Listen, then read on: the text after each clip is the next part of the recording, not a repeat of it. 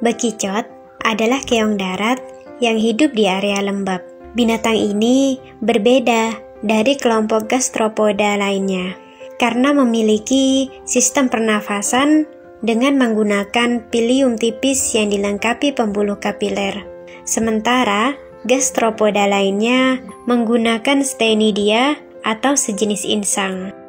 Bekicot adalah kelompok moluska yang memiliki ukuran tubuh paling besar di antara yang lainnya. Morfologi tubuh bekicot juga dapat dibagi menjadi dua bagian, yaitu struktur cangkang dan struktur yang lunak. Secara umum, berat badan bekicot berkisar antara 150 sampai 200 gram dan panjang tubuhnya mulai dari 90 sampai dengan 130 mm. Dikabarkan, bekicot berasal dari Afrika Timur dan menyebar ke hampir semua penjuru dunia akibat terbawa dalam perdagangan. Moluska ini sekarang menjadi salah satu spesies invasif terburuk di dunia, sehingga beberapa negara bahkan melarang pemeliharaannya sebagai hewan piaraan, termasuk Amerika Serikat. Hewan ini mudah dipelihara dan di beberapa tempat bahkan dikonsumsi, termasuk di Indonesia. Meskipun berpotensi membawa parasit, bekicot yang dipelihara biasanya bebas dari parasit. Bekicot di luar negeri dikenal dengan nama escargots, terutama di Prancis. Orang Prancis sangat menyukai masakan dengan bahan baku ini. Ada yang bilang salah satu cara untuk mengecek apakah restoran tersebut mempunyai masakan yang enak-enak adalah melalui menu ini dahulu. Di Indonesia, hanya spesies Achatina fulica yang sering dijumpai dan paling banyak. Bekicot di wilayah Indonesia memiliki nama daerah yang berbeda-beda. Misalnya di Jawa Tengah dan Jawa Timur biasa mengenalnya dengan bekicot atau siput, sementara Jawa Barat biasanya mengenalnya dengan keong racun. Bekicot merupakan salah satu potensi sumber protein bagi ternak. Bekicot memiliki kandungan protein sekitar 60% dan asam aminonya tergolong cukup lengkap. Di samping itu, cangkang bekicot kaya akan kalsium. Untuk menjaga nilai mutu gizi proteinnya, hasil pemanenan bekicot segar perlu dilakukan pengolahan sedemikian rupa agar tetap dapat dimanfaatkan dalam kurun waktu yang relatif lama sebelum diberikan pada ternak.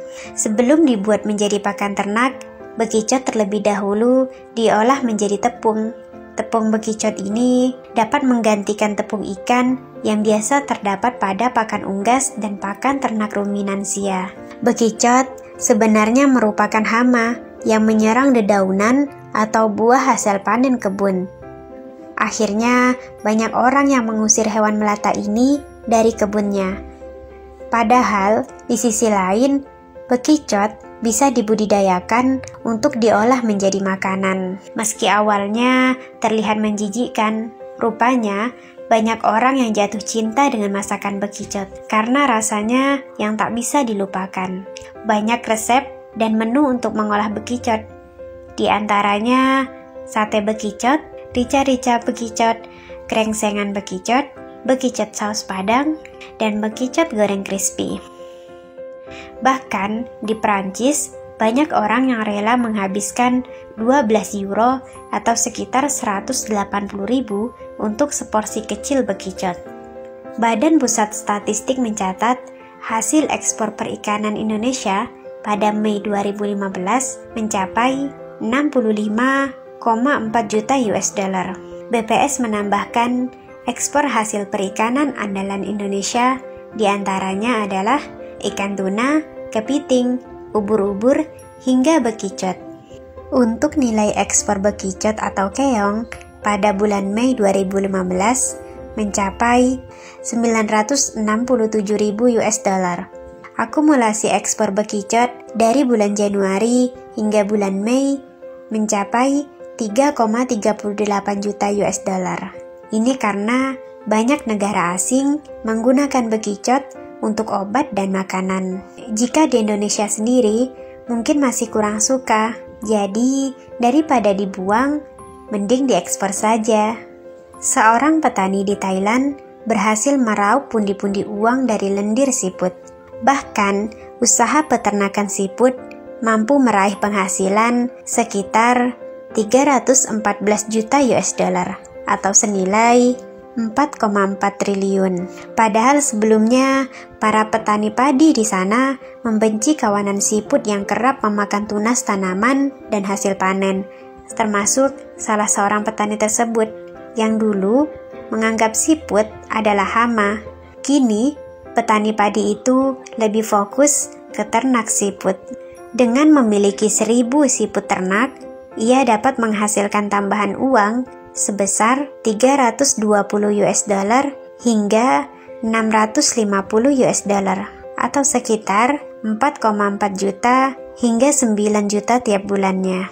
Pada awalnya, para warga dapat dengan mudah memberikan siput dengan cuma-cuma. Namun sekarang, ia membeli siput sekitar 14.000 per kilogram. Dan sekarang sudah banyak orang yang melakukan ternak siput, sehingga persaingan pun makin tinggi. Di Provinsi Nangkok Nayok yang berjarak 2 jam dari ibu kota Bangkok, ada sekitar 80 lahan peternakan siput. Menurut penelitian CMI, usaha peternakan siput mampu meraih penghasilan sekitar 314 juta atau 4,4 triliun dengan menjual lendir siput yang digunakan sebagai bahan kosmetik serta alternatif kecantikan. Lendir siput diketahui kaya akan kandungan kolagen yang menurut beberapa perusahaan kecantikan lebih berharga daripada emas. Lendir tersebut diproduksi dari kelenjar siput yang diperah dengan meneteskan air di atasnya menggunakan sebuah pipa kecil. Lendir hasil perahan tersebut kemudian dijual ke perusahaan kosmetik Thailand yang secara rutin mengekspor produknya ke Korea dan Amerika Serikat. Sejauh ini, produsen tersebut telah menjual serum kecantikan kulit dengan merek Acha serta memasok bedak tabur pada sejumlah perusahaan kosmetik Korea dan Amerika Serikat. Setiap 1 kilogram bedak yang diproduksi, ia mematok harga 1,8 juta baht atau sekitar 815 juta.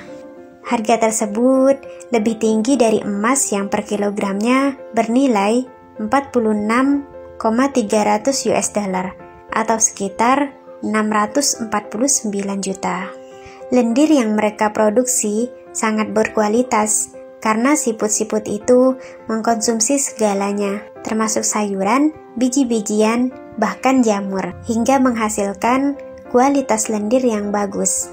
Lendir siput juga dapat digunakan untuk menyembuhkan kulit terbakar dan luka. Informasi akan kandungan baik dari lendir siput juga dibenarkan oleh dokter yang bertanggung jawab atas proses pemurnian. Ia mengatakan lendir siput mengandung kolagen dan elastin yang dapat membuat kulit kencang dengan sedikit kerutan.